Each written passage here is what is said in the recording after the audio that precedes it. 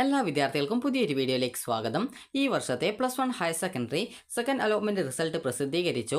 വിദ്യാർത്ഥികൾക്ക് hscap.kerala.gov.in എന്നുള്ള ഈ ഒരു വെബ്സൈറ്റ് വഴി നിങ്ങൾക്ക് നിങ്ങളുടെ അലോട്ട്മെന്റ് റിസൾട്ട് പരിശോധിക്കാവുന്നതാണ്. നിലവിൽ മെറിറ്റ് കോട്ട, അതായത് കാൻഡിഡേറ്റ് ലോഗിൻ SWS എന്നുള്ളതാണ് മെറിറ്റ് കോട്ടയുടേത്. അതുപോലെ തന്നെ മോഡൽ റെസിഡൻഷ്യൽ സ്കൂൾ കോട്ട, അതായത് ഈ ഒരു കാൻഡിഡേറ്റ് ലോഗിൻ MRS എന്നുള്ളതാണ്. അപ്പോൾ ഈ ഒരു ലിങ്കുകൾ വഴി നിങ്ങൾ അപേക്ഷ സമർപ്പിച്ച വിദ്യാർത്ഥികൾ ആണെങ്കിൽ ഈ ഒരു ലിങ്കുകൾ വഴി നിങ്ങൾക്ക് നിങ്ങളുടെ അലോട്ട്മെന്റ് പരിശോധിക്കാവുന്നതാണ്. ഇനി അലോട്ട്മെന്റ് ലഭിച്ച വിദ്യാർത്ഥികൾ ശ്രദ്ധിക്കേണ്ടത്, അലോട്ട്മെന്റ് ലഭിച്ചിട്ടുള്ള വിദ്യാർത്ഥികൾ ഈ ജൂൺ 11-ാം തീയതി, അതായത് നാളെ ജൂൺ 10 മറ്റന്നാൾ ജൂൺ 11-ാം തീയതിയാണ്. അപ്പോൾ ജൂൺ 11-ാം തീയതി വൈകുന്നേരത്തിനുള്ളിൽ അലോട്ട്മെന്റ് ലഭിച്ച സ്കൂളിൽ പോയിട്ട് അഡ്മിഷൻ നേടേണ്ടതാണ്. അതുപോലെ തന്നെ ജൂൺ 11-ാം തീയതി വൈകുന്നേരം 5 മണി വരെയാണ് നിങ്ങളുടെ അഡ്മിഷൻ. അപ്പോൾ വിദ്യാർത്ഥികൾക്ക് നിങ്ങൾ നാളെ തന്നെ അഡ്മിഷനായിട്ട് പോകാൻ ശ്രദ്ധിക്കുക.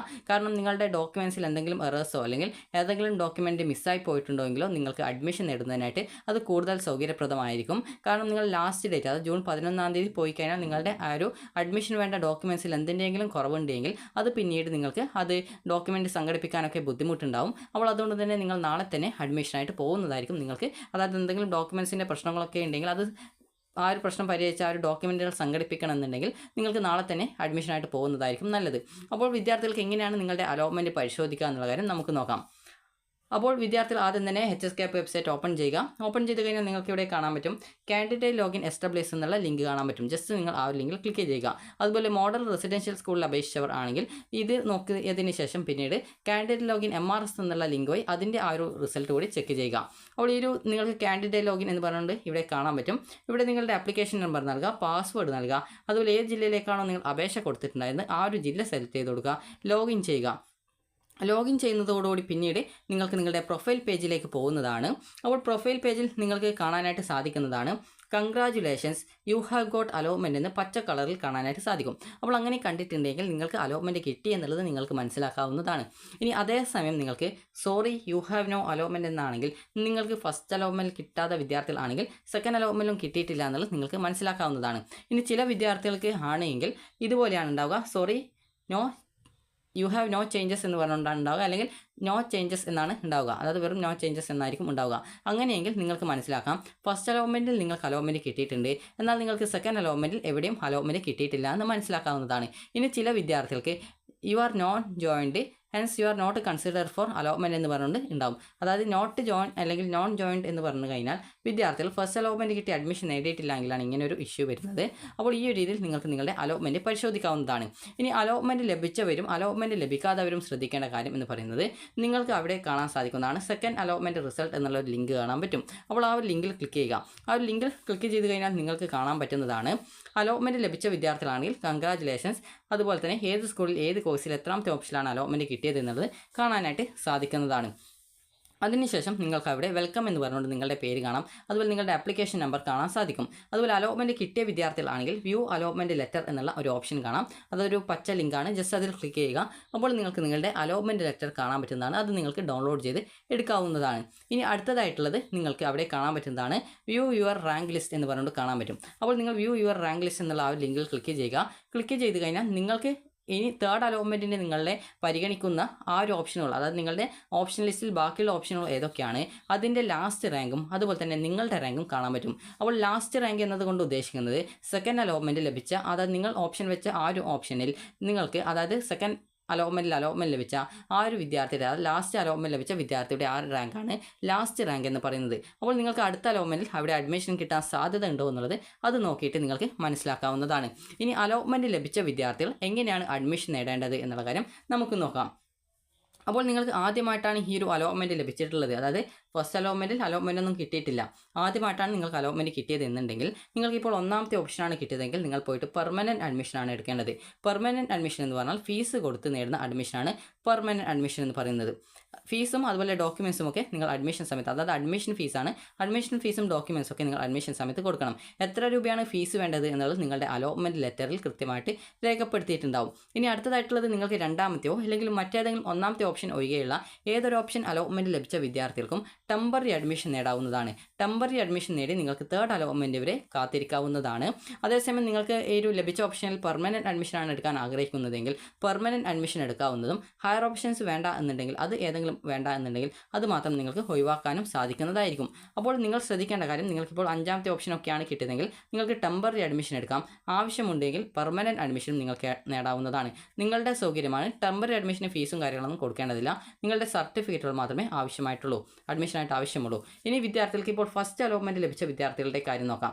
ഫസ്റ്റ് അലോട്ട്മെൻറ്റ് ലഭിച്ചു, 5ാമത്തെ ഓപ്ഷനാണ് ഫസ്റ്റ് അലോട്ട്മെൻറ്റ് കിട്ടിയത്. അപ്പോൾ നിങ്ങൾ ഫസ്റ്റ് അലോട്ട്മെൻറ്റ് ലഭിച്ചപ്പോൾ നിങ്ങൾ ഒന്നുകിൽ ടെമ്പററി അഡ്മിഷൻ നേടിയിട്ടുണ്ടാവും, അതല്ലെങ്കിൽ നിങ്ങൾ പെർമനൻ്റ് ആയിട്ട് അഡ്മിഷൻ നേടിയിട്ടുണ്ടാവും ഫസ്റ്റ് അലോട്ട്മെൻറ്റിൽ. അങ്ങനെയുള്ള വിദ്യാർത്ഥികളുടെ ഹയർ ഓപ്ഷൻ അവിടെ തന്നെ നിലനിർത്തിയത് കാരണം സെക്കൻഡ് അലോട്ട്മെൻറ്റിൽ നിങ്ങളെ പരിഗണിച്ചിട്ടുണ്ടാവും. അപ്പോൾ സെക്കൻഡ് അലോട്ട്മെൻറ്റിൽ എവിടെയും അലോട്ട്മെൻറ്റ് കിട്ടിയിട്ടില്ല, അതായത് നോ ചേഞ്ച് എന്ന് പറഞ്ഞുകൊണ്ടാണ് കാണുന്നതെങ്കിൽ വിദ്യാർത്ഥികൾ പ്രത്യേകിച്ച് ഒന്നും ചെയ്യേണ്ടതില്ല.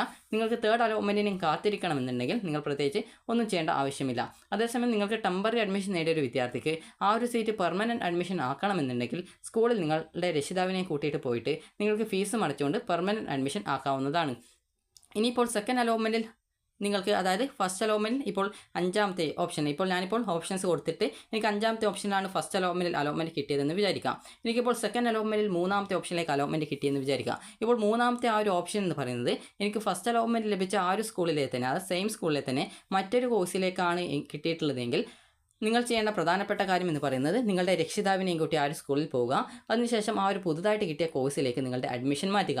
പുതുതായിട്ട് കിട്ടിയിട്ടുള്ള കോഴ്സിൽ നിങ്ങൾക്ക് ടെമ്പററി അഡ്മിഷൻ തന്നെയാണ് എടുക്കാൻ ആഗ്രഹിക്കുന്നതെങ്കിൽ ടെമ്പററി അഡ്മിഷൻ നേടാവുന്നതാണ്.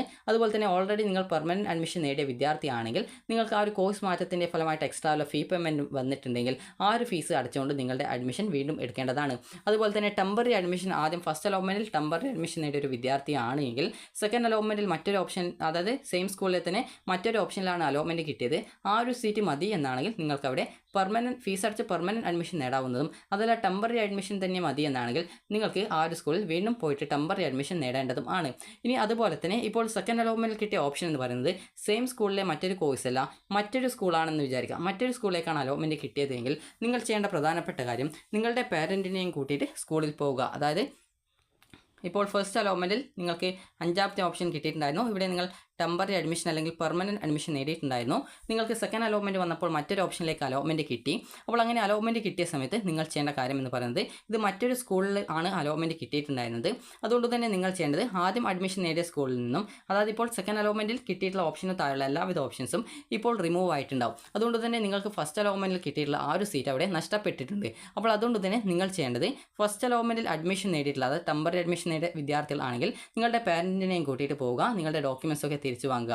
സ്കൂളിൽ നിന്ന് നിങ്ങൾക്ക് വല്ല റെസിപ്റ്റും തന്നിട്ടുണ്ടെങ്കിൽ അത് എടുത്തിട്ട് വേണം പോകാനായിട്ട്. അപ്പോൾ നിങ്ങൾക്ക് ആ ഒരു റെസിപ്റ്റ് ഒക്കെ കൊടുത്തു കഴിഞ്ഞാൽ നിങ്ങൾക്ക് നിങ്ങളുടെ ആ ഒരു ഡോക്യുമെൻറ്റ്സും കാര്യങ്ങളൊക്കെ തിരിച്ചു തരും. അപ്പോൾ അതും എടുത്തുകൊണ്ട്, അതായത് അത് വാങ്ങിച്ചുകൊണ്ട് നിങ്ങളുടെ പാരൻറ്റിനെയും കൂട്ടി പുതുതായിട്ട് അലോട്ട്മെൻറ്റ് ലഭിച്ച സ്കൂൾ എവിടെയാണോ അവിടെ നിങ്ങളുടെ പുതിയ അലോട്ട്മെൻറ്റ് ലെറ്ററും, അത് സെക്കൻഡ് അലോട്ട്മെൻറ്റ് ലഭിച്ചതിൻ്റെ അലോട്ട്മെൻറ്റ് ലെറ്ററും എടുത്തുകൊണ്ട് പോയിട്ട് അവിടെ പുതുതായിട്ട് കിട്ടിയ സ്കൂളിൽ പോയിട്ട് നിങ്ങൾ ടെമ്പററി ആയിട്ടോ അതല്ലെങ്കിൽ പെർമനൻറ്റ് അഡ്മിഷനാണ് വേണ്ടതെങ്കിൽ ഫീസ് അടച്ച് പെർമനൻറ്റ് അഡ്മിഷനും നേടാവുന്നതാണ്. ഇനി ഫസ്റ്റ് അലോട്ട്മെൻറ്റിൽ അലോട്ട്മെൻറ്റ് ലഭിച്ച ഒരു വിദ്യാർത്ഥി പെർമനൻറ്റ് അഡ്മിഷനാണ് നേടിയിട്ടുണ്ടായിരുന്നത് എങ്കിൽ വിദ്യാർത്ഥികൾക്ക് സെക്കൻഡ് അലോട്ട്മെൻറ്റിൽ മറ്റൊരു ഓപ്ഷനിലേക്ക് അലോട്ട്മെൻറ്റ് കിട്ടിയത് കൊണ്ട് തന്നെ ആദ്യം കിട്ടിയ സീറ്റ് അവിടെ നഷ്ടപ്പെടുന്നതായിരിക്കും. അതുകൊണ്ട് തന്നെ പെർമനൻറ്റ് അഡ്മിഷൻ നേടിയ വിദ്യാർത്ഥികൾ നിങ്ങളുടെ രക്ഷിതാവിനെയും കൂട്ടിയിട്ട് ആ ഒരു സ്കൂളിൽ പോവുക, നിങ്ങളുടെ ഡോക്യുമെൻറ്റ്സ് തിരിച്ചു വാങ്ങിക്കുക. അതുപോലെ തന്നെ വിദ്യാർത്ഥികൾ നിങ്ങളുടെ PTA ഫണ്ട്, PTA ഡൊണേഷൻ എന്നിവ നിങ്ങൾക്ക് തിരിച്ചു തരുന്നതാണ്. എന്നാൽ അഡ്മിഷൻ ഫീസിൻ തിരിച്ചു തരുന്നതല്ല. അതുകൊണ്ട് തന്നെ അഡ്മിഷൻ ഫീസിൻ്റെ റെസിപ്റ്റ് നിങ്ങളുടെ കയ്യിലുണ്ടാവും. അപ്പോൾ ആ റെസിപ്റ്റും നിങ്ങളുടെ ഡോക്യുമെൻറ്റ്സും അതുപോലെ തിരിച്ചു തന്നിട്ടുള്ള ആ ഒരു ഫീസും കാര്യങ്ങളൊക്കെ എടുത്തുകൊണ്ട് പുതുതായിട്ട് അലോട്ട്മെൻറ്റ് ലഭിച്ച, അതായത് സെക്കൻഡ് അലോട്ട്മെൻറ്റ് ലഭിച്ച സ്കൂളിൽ നിങ്ങൾ പോവുക, നിങ്ങളുടെ പാരൻറ്റിനെയും കൂട്ടി പോവുക. അവിടെ നിങ്ങൾക്ക് ടെമ്പററി അഡ്മിഷൻ വേണമെങ്കിൽ ടെമ്പററി അഡ്മിഷൻ നേടാം, അതല്ല പെർമനൻറ്റ് അഡ്മിഷനാണ് വേണ്ടതെങ്കിൽ പെർമനൻറ്റ് അഡ്മിഷൻ നേടാവുന്നതാണ്. ഇനി അതേസമയം വിദ്യാർത്ഥികൾക്ക് ഫസ്റ്റ് അലോട്ട്മെൻറ്റ് ലഭിച്ചിട്ടുണ്ടായിരുന്നു. അപ്പോൾ നിങ്ങൾക്ക് ആദ്യം നിങ്ങൾ നേടിയിട്ടുണ്ടായിരുന്നത് ടെമ്പററി അഡ്മിഷനാണ്, അതല്ലെങ്കിൽ പെർമനൻറ്റ് അഡ്മിഷനാണ്. അപ്പോൾ അങ്ങനെയുള്ള വിദ്യാർത്ഥികൾക്ക് ഒന്നാമത്തെ ഓപ്ഷനിലേക്കാണ് ഈ സെക്കൻഡ് അലോട്ട്മെൻറ്റ് കിട്ടിയതെങ്കിൽ വിദ്യാർത്ഥികൾ നിർബന്ധമായിട്ടും സ്കൂളിൽ പോയിട്ട് പെർമനൻറ്റ് അഡ്മിഷനാണ് നേടേണ്ടി വരിക. അപ്പോൾ വിദ്യാർത്ഥികൾക്ക് പെർമനൻറ്റ് അഡ്മിഷന് നിങ്ങളുടെ ആദ്യം അഡ്മിഷൻ നേടിയ സ്കൂളിൽ നിങ്ങൾ പോവുക.